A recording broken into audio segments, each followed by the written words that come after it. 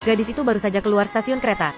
Di sebuah gang sepi, dikelilingi oleh 3 preman. Gak membiarkan dia pergi, karena mereka baru saja mengemudikan van. Gak sengaja menjatuhkan gadis itu. Waktu 2 pria keluar dari mobil untuk memeriksa, langsung tertarik dengan penampilan polos gadis itu. Tiba-tiba punya pikiran jahat. Jadi mereka pura-pura mau bantu cari orang yang menjemputnya. Tapi gadis itu lihat di depannya 3 preman. Menolak dengan hati-hati, tapi gadis itu gak menyangka. Mereka lantas menyeretnya, memaksanya masuk ke dalam van. Gadis bernama Alian, demi mencari ayah yang belum pernah dia temui. Dia pun pergi ke kota. Tapi, sebelum ayahnya menjemput dia, malah diseret ke dalam mobil van. Tadinya mengira ketiganya gak akan melakukan apapun di siang bolong. Siapa sangka, baru masuk ke mobil, mereka malah mulai menyentuhnya. Aku gak mau dibantu kalian, aku mau turun. Alian berjuang melawan. Chico menertawakan tindakannya yang berlebihan. Seorang gadis, gimana bisa melawan 3 pria? Alian melihat gak ada gunanya bicara. Lantas buka pintunya, mau melompat keluar mobil dan kabur. Tapi dia yang kurus, segera ditarik kembali. Mereka bertiga gak pura-pura saat lagi bilang kata-kata kasar padanya. Kita bertiga menyukaimu, jadi kamu menurutlah. Kalau enggak, aku akan pakai tangan. Menghadapi ancaman itu, Alian cuma bisa menyerah melawan.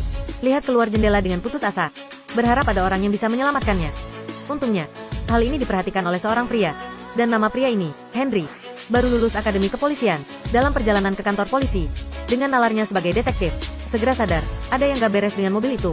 Gadis di dalam mobil itu jelas diancam. Di saat genting, dia buru-buru menghentikan taksi, mengejar mobil van di depan. Tapi, hari itu dia belum mulai kerja. Bahkan belum punya pengenal polisi.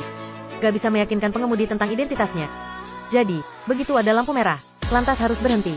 Melihat van melaju makin jauh, Henry meninggalkan taksi, pinjam sepeda orang yang lewat, mengayuh gila-gilaan. Semua mobil kasih jalan kepadanya.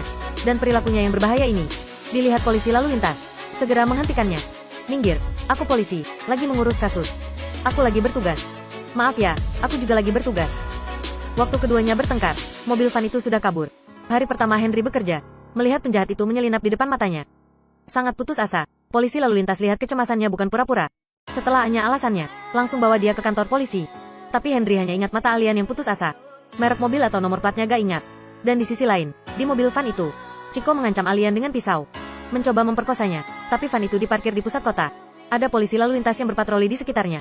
Yang mengemudi, Gary, merasa gak aman. Dia menyarankan bawa mobil itu ke tempat yang sepi.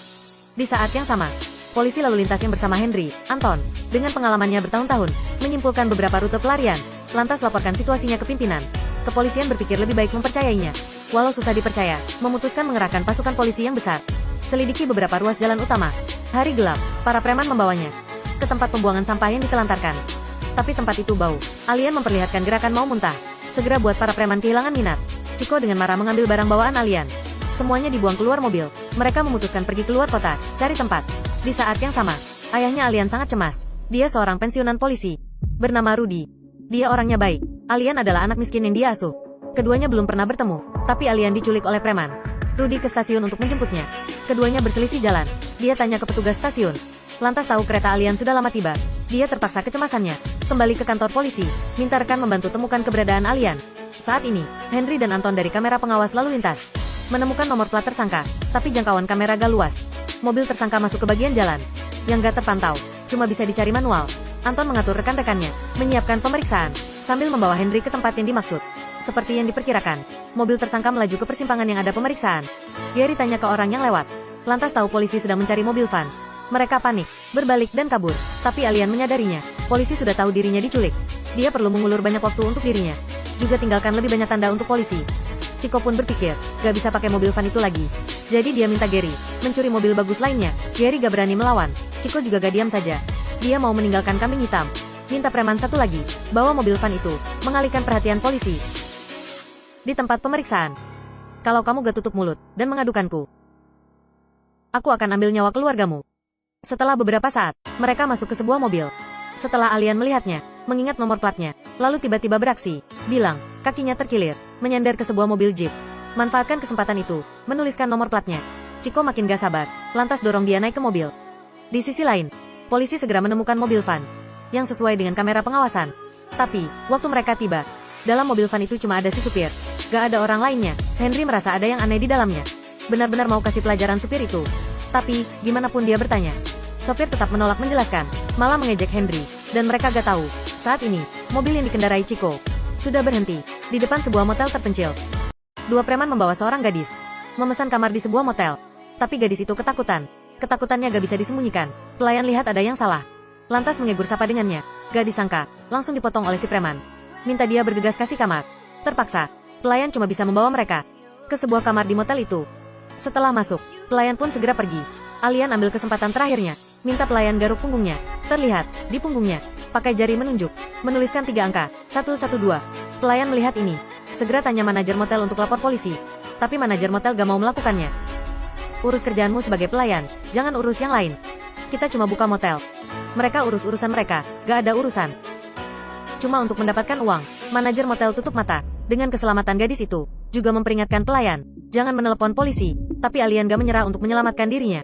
Dia beralasan mau ke toilet. Buru-buru masuk kamar mandi. Gak disangka, Gary mengikutinya. Terus menatapnya. Alian pun ambil kesempatan, menggigit jarinya. Minta Gary ambil plester untuknya. Memanfaatkan dirinya yang sendirian. Alian merobek tisu toilet, pakai darah di jarinya. Tuliskan 3 angka, 112, lalu membuangnya keluar jendela. Dipungut pelayan yang lewat. Dia berpikir sejenak, angkat telepon dan bersiap untuk telepon polisi. Tapi belum sempat tersambung, ditutup oleh manajer. Manajer yang gak bermoral itu memarahinya lagi. Terpaksa, dia pun menyerah. Di sisi lain, begitu Henry tiba di kantor polisi, lantas dengar putrinya Rudy menghilang. Dari bertanya lalu tahu, ternyata, yang di dalam van siang tadi, gadis yang diculik itu adalah Alian. Jadi mereka mengikuti jejak kamera pengawasan, terlacak sampai ke pembuangan sampah. Di sana, mereka menemukan barang bawaan Alian yang dibuang. Gadis itu ternyata kamu. Ini buku salinan yang aku kirimkan padamu. Tangan Rudy memegang buku fotokopi. Gemerat tak terkendali, meskipun Alian bukan putri kandungnya. Tapi selama bertahun-tahun, dia terus mencemaskan hidupnya. Rudy merasa sangat bersalah, sebagai polisi, bahkan gak bisa melindungi orang-orang di sekitarnya. Kemudian, Henry dan Anton mencari di sepanjang jalan. Gak melewatkan dimanapun yang mencurigakan. Pemimpin yang bersama mereka berpendapat, tersangka sudah memperhatikan, bahwa polisi mengejar mereka, mungkin mencuri mobil lain dan kabur. Jadi mereka pergi ke hotel terdekat. Tanya ke resepsionis, apa ada yang kehilangan mobil? Tapi, gak ada petunjuk sama sekali. Tepat waktu ketiganya kebingungan. Anton tiba-tiba menemukan sebuah jeep. Ada nomor plat tertulis di jendela belakangnya. Pemimpin segera perintahkan, cari mobil dengan nomor plat itu. Segera, waktu polisi lain mencari, menemukan mobilnya ada di depan motel. Gary yang menjaga lihat polisi datang. Tiba-tiba merasakan hal buruk. Lari ketakutan ke atas, menghentikan perbuatan Chico. Waktu Chico dengar polisi datang, segera kabur lewat jendela. Biarkan Gary bawa Alian lewat tangga. Polisi datang tepat pada waktunya. Gary pun lantas ditangkap. Alian akhirnya diselamatkan. Tapi, ini belum berakhir. Chico yang lolos pincang-pincang. Jalan ke gang sepi, memkari kakak besar untuk berlindung. Gak disangka, kakak besarnya, Arman, mengeluarkan pisau. Menyingkirkan dia, karena kelakuan Chico hari ini. Jadi berurusan dengan polisi, dia akan segera ketahuan. Kemungkinan melibatkan dirinya. Ternyata, di belakangnya, Arman terlibat kasus yang lebih besar.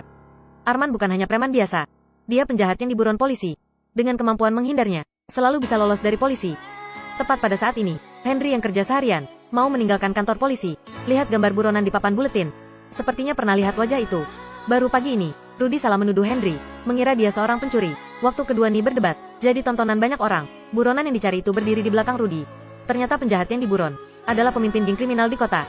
Tapi beberapa waktu lalu, seorang agen rahasia yang dikirim polisi menghancurkan geng mereka. Dan yang menyamar itu, putranya Rudy yang merupakan polisi bagian kriminal. Tapi sayangnya, dia juga meninggal dalam kasus itu. Setelah Arman kabur, saya mau balas dendam pada Rudy. Rudy menyadari ada yang salah. Segera lapor ke pimpinan. Belum sempat polisi menggeledah kota, Arman sudah mengikuti Rudy. Cari waktu yang tepat untuk melindungi Alian. Rudy bertarung mati-matian dengan Arman.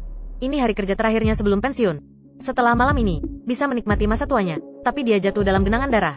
Alian bergegas memanggil polisi. Begitu polisi datang, semuanya sudah terlambat. Meski buronan sudah ditangkap, tapi Rudy terluka parah. Hidupnya sudah berakhir. Dia mengeluarkan kartu bank, menyerahkannya ke Alian. Ini punya uang dari penjualan rumahnya. Mau menyerahkannya ke Alian untuk biaya kuliah. Ternyata Rudy sudah didiagnosis kanker lambung stadium lanjut. Dari pendapatnya, daripada menghabiskan uang untuk perawatan, lebih baik menggunakan uang ini bantu orang lain. Dia menggunakan hidupnya, menjelaskan tanggung jawab seorang polisi.